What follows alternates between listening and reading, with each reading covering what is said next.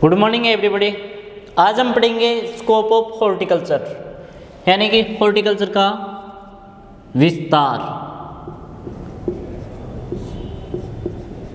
या फैलाव। हॉर्टिकल्चर का विस्तार या फैलाव, डेवलप, विकास कहाँ तक संभव है। तो भारत में हॉर्टिकल्चर के विस्तार की प्रबल संभावनाएं हैं। भारत में उद्यान विज्ञान के विस्तार की प्रबल संभावनाएं हैं, क्योंकि यहाँ पर विभिन्न प्रकार की मृदा व जलवायु पाई जाती है, जिसमें विभिन्न प्रकार के फल, फूल तथा सब्जी वाले पौधे आसानी से उत्पन्न किए जा सकते हैं। साथ ही साथ भारत सरकार के द्वारा अनेक योजनाएं चलाई जा रही है, जो कि बागवानी या उद्यान विज्ञान को बढ़ावा दे सके। साथ ही साथ भारत सरकार के द्वारा उद्यानिकी या बागवानी करने वाले किसानों को अनेक छूट या रियायतें प्रदान की जा रही है। जैसे इसमें पहला है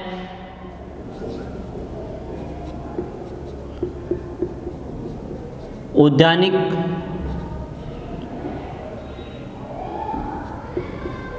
भूमि पर लगान में छूट।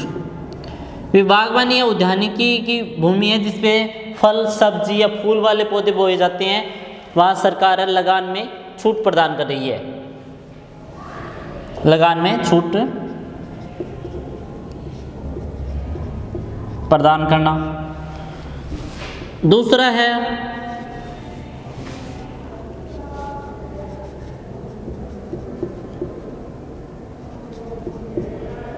फलोद्यान की भूमि को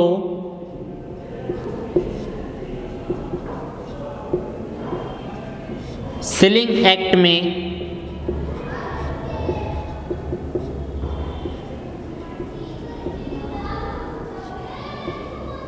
सम्मिलित ना करना। क्या होता है अभी सीलिंग एक्ट? सीलिंग एक्ट होता है अभी पहले जागीरदारों के द्वारा कर लिया जाता था। उसके जागीरदारों के द्वारा कर लिया जाता था। उसके उन्मूलन के बाद, यानी उसे हटाने के बाद भारत सरकार के द्वारा 1961 में सीलिंग एक्ट लगाया गया, जिसके अनुसार एक परिवार के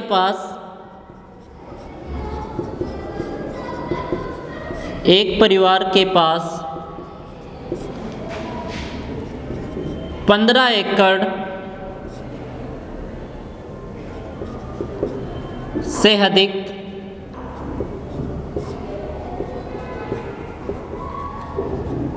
सिंचित भूमि व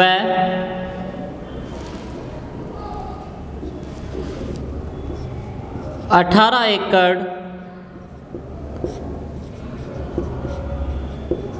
से अधिक असिंचित भूमि नहीं होनी चाहिए।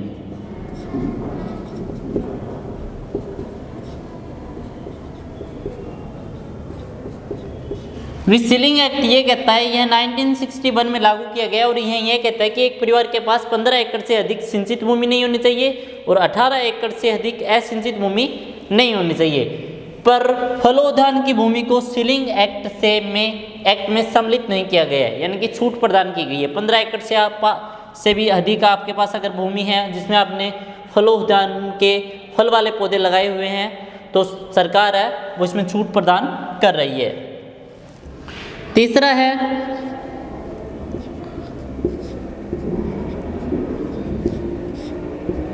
सिंचाई के साधनों की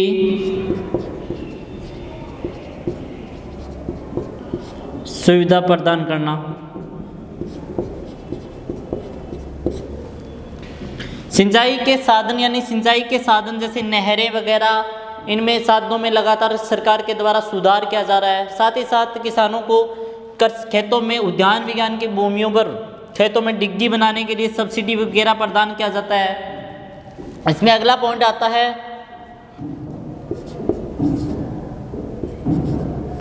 कृषि यंत्रों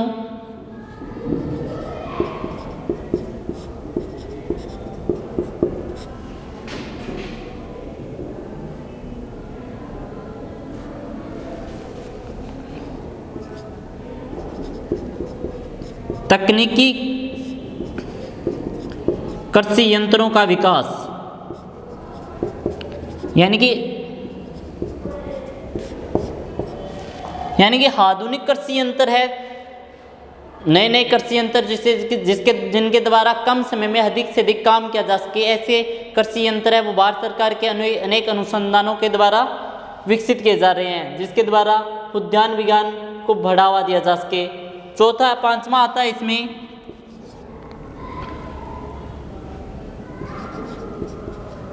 फल फूल तथा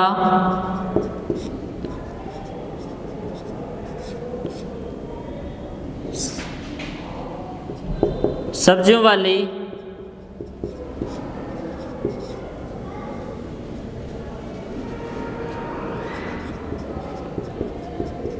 फसलों की नई नई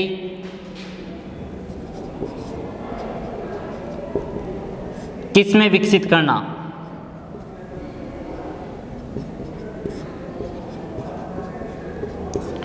अनुसंधान के द्वारा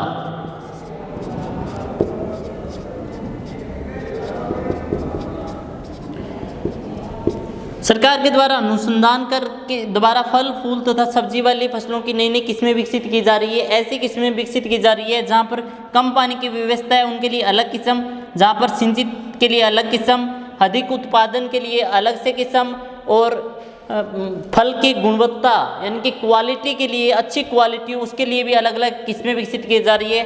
कुछ किस्मों की विशेषता होती है जिनकी फलों की क्वालिटी अच्छी होती है, कुछ का प्रोडक्शन अच्छा होता है, कुछ है वो सिंचित क्षेत्रों के लिए होती है, कुछ असिंचित क्षेत्रों के लिए होती है। ऐसी किस्में भी तैयार की जा रही है जिनमें उत्पादन भी अधिक होता है और क्वालिटी भी अच्छी होती है। तो इस प्रकार बागवानी को बढ़ावा देने के लिए भारत सरकार के द्वारा अनुसंधानों के द्वारा नई नई किस्में विकसित की जा रही है। इसमें अगला पॉइंट आता है हानिकारक कीट एवं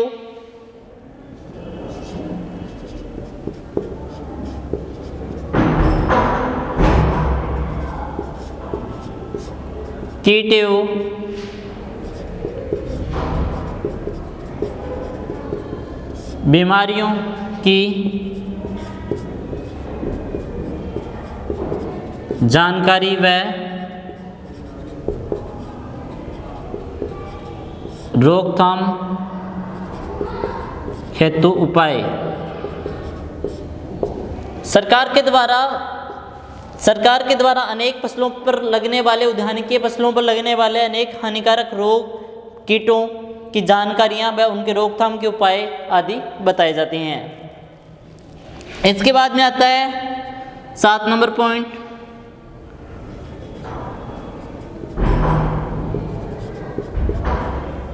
फलोद्यान की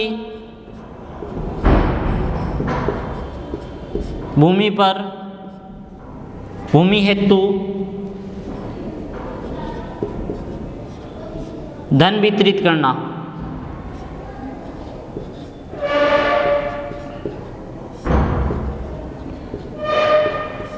यानी कि अगर आप बाग लगाते हो, फलोद्यान के अंदर क्या आता है, बाग लगाते हो तो सरकार के द्वारा किसानों को सब्सिडी प्रदान की जाती है, जो कि अलग अलग फसलों के लिए, जैसे सब्जी वाली फसल है, फल वाली फसल है, फूल वाली फसल है, उसके लिए सब्सिडी अलग अलग है। इसके बाद में हम पढ़ते हैं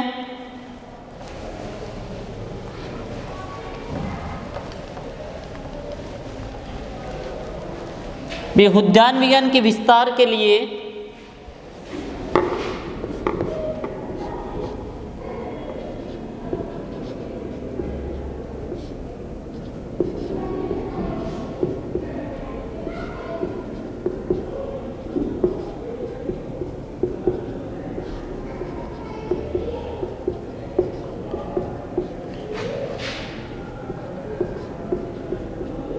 निम्न जानकारी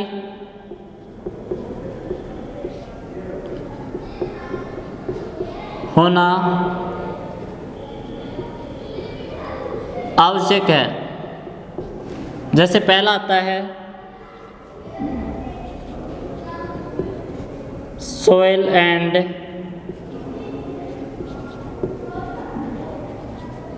क्लाइमेट, मृदा और जलवायु। भारत में विभिन्न प्रकार की मृदा और जलवायु पाई जाती है, जिनमें विभिन्न प्रकार के फल, सब्जी तथा फूल वाले पौधे देश के किसी न किसी भाग में आसानी से उत्पन्न किए जा सकते हैं। जैसे शीतोष्ण जलवायु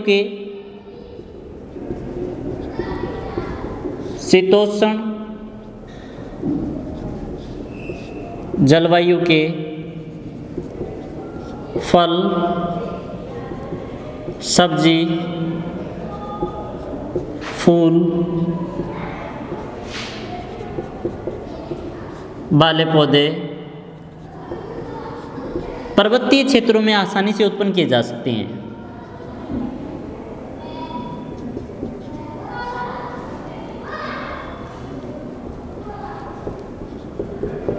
पर्वतीय क्षेत्रों में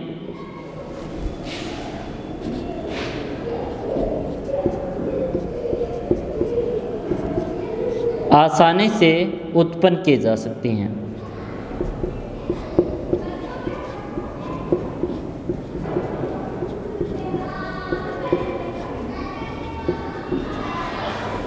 दूसरा, इसमें उष्ण जलवायु के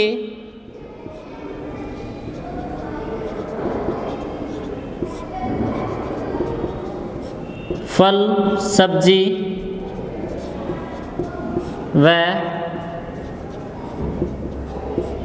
फूल वाले पौधे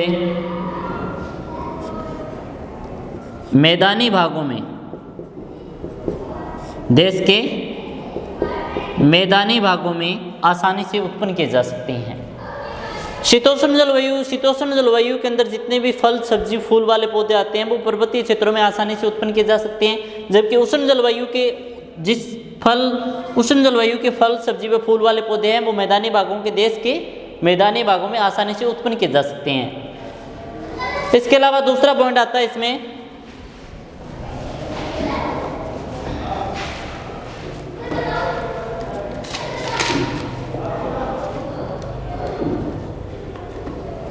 सामुदायिक विकास योजनाओं का अभिनय।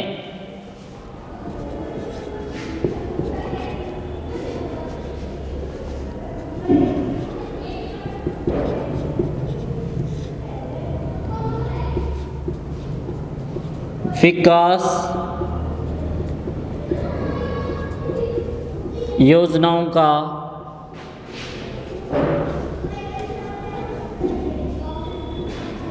अभिनय। सामुदायिक का मतलब होता है समाज और विकास का मतलब होता है डेवलप, यानी कि विकसित होना, विकास करना। तो सामुदायिक विकास योजनाएं हैं वो देश भर में चलाई जा रही है, जिसका मुख्य उद्देश्य है देश की उन्नति व विकास करना। तो सामुदायिक विकास योजनाओं के अंतर्गत उद्यान विकास का भी विकास है वो संभव है। इसके बाद में आता है तीसरा पॉइंट,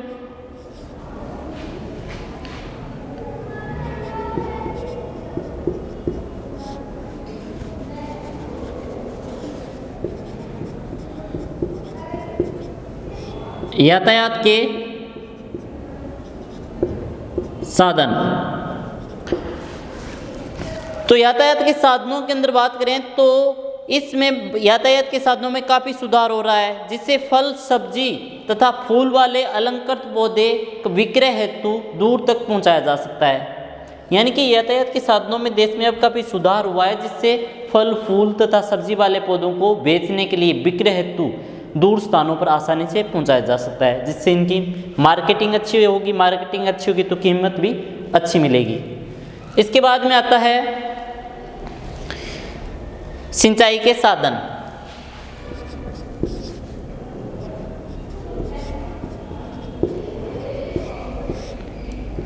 सिंचाई के साधन। सिंचाई के साधनों में भी क्या है भी, इसमें उद्यान विज्ञान या बागवानी की फसलों को अधिक जल की आवश्यकता होती है। उद्यान विज्ञान की फसलों को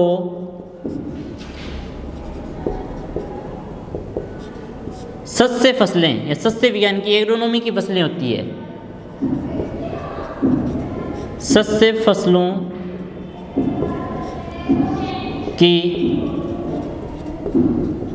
अपेक्षा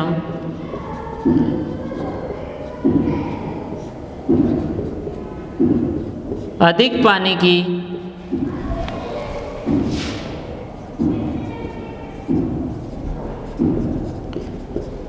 आवश्यकता होती है।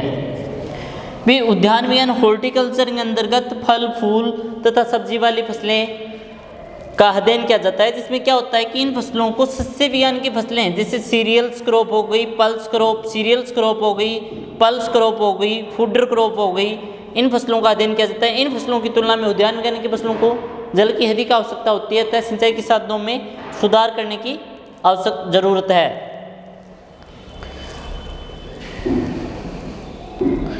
अतः सिंचाई के साधनों के ऊपर विशेष ध्यान देने की आवश्यकता है। साथ ही साथ इसमें अगला पॉइंट आता है फल फूल तथा सब्जी के पौधों की नर्सरी। अगला पॉइंट आता है इसमें फल फूल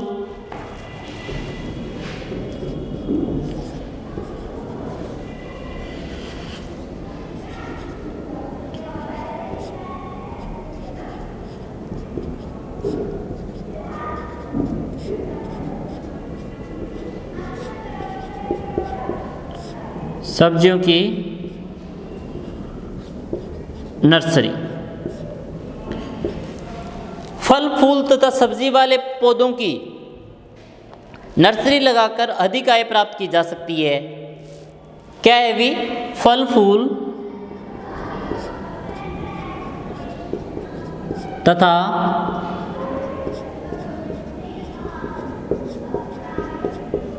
सब्जियों वाले फसलों की नर्सरी लगाकर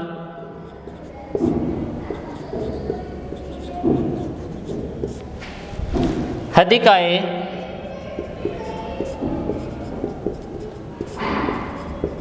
प्राप्त की जा सकती है। जैसे ऐसे कौन कौन से प्लांट है जिससे अधिक कीमतें प्राप्त की जा सकती है, जैसे कैलेडियम साइकस,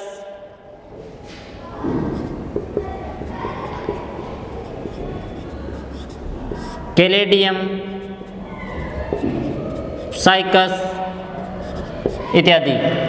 कैलेडियम साइकस जैसे महंगे यानी कि अधिक कीमतों वाले, इनकी कीमत है वो अधिक होती है, अतः इनसे अधिक आमदनी प्राप्त की जा सकती है।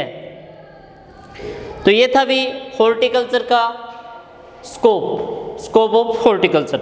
इसी के साथ हमारा टॉपिक है वो कंप्लीट होता है। Okay, thank you.